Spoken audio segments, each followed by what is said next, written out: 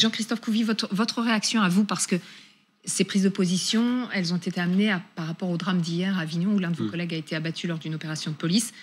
Elle le dit, la présidente du Rassemblement national, l'autorité de l'État est dans un état de délitement jamais atteint. Est-ce que c'est ce que vous constatez, vous, sur le terrain, en tant que policier ?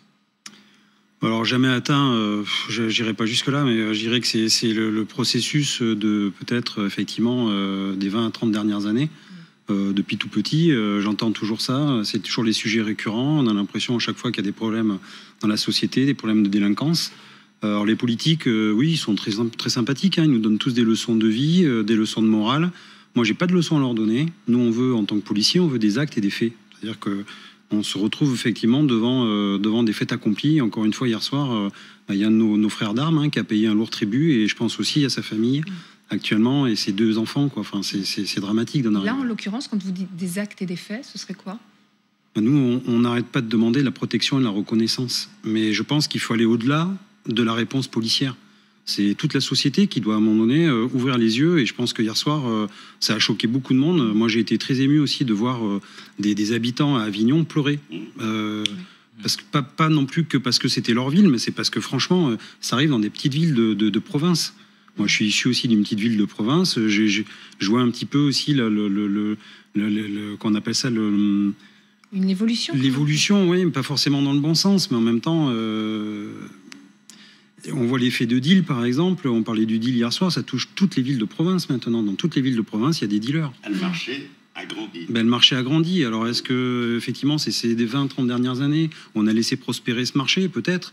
Peut-être que je pense qu'à un moment donné, il faut que tous nos hommes politiques, et pas que d'ailleurs, il y a aussi toute l'infrastructure, j'allais dire, comment on appelle ça, de l'administration, et pas que policière, de toutes les administrations, à un moment donné, se dire, est-ce qu'on a fait les bonnes choses ? On a laissé faire des choses aussi, voilà, il y a des bons choix. Est-ce qu'on a été à la drogue, est-ce que finalement... Voilà, est-ce qu'on a été à la hauteur ? Maintenant, on voit le bilan. Je suis pas sûr. Et le police bashing aussi, on fait partie... on en prend plein la figure depuis des mois.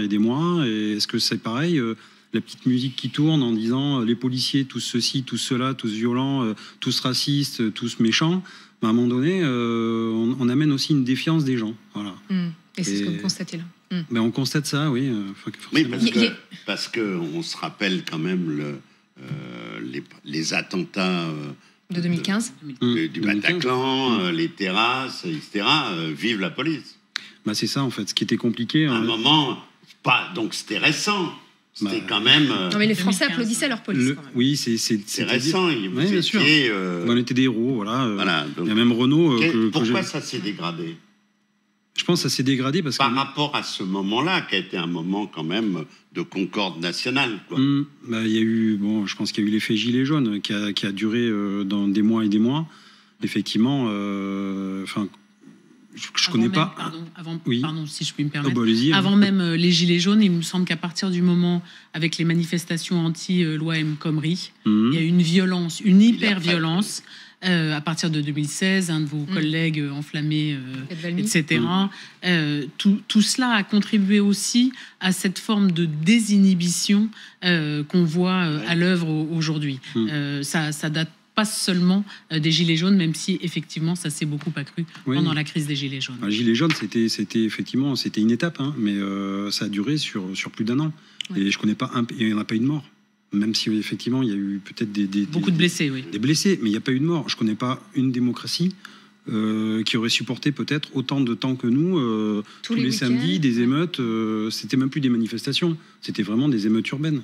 Pas d'éléments dans l'enquête sur le tir. Non, l'enquête elle évolue. Je peux vous dire qu'il y a toute une nation qui recherche l'auteur de ce meurtre.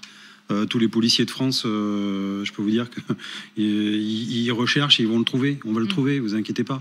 Mais non, on préfère pas donner C'est en cours. C'est en cours et il faut pas troubler l'enquête. Précipité. Merci beaucoup en tout cas d'être venu sur le plateau d'LCI cet après-midi.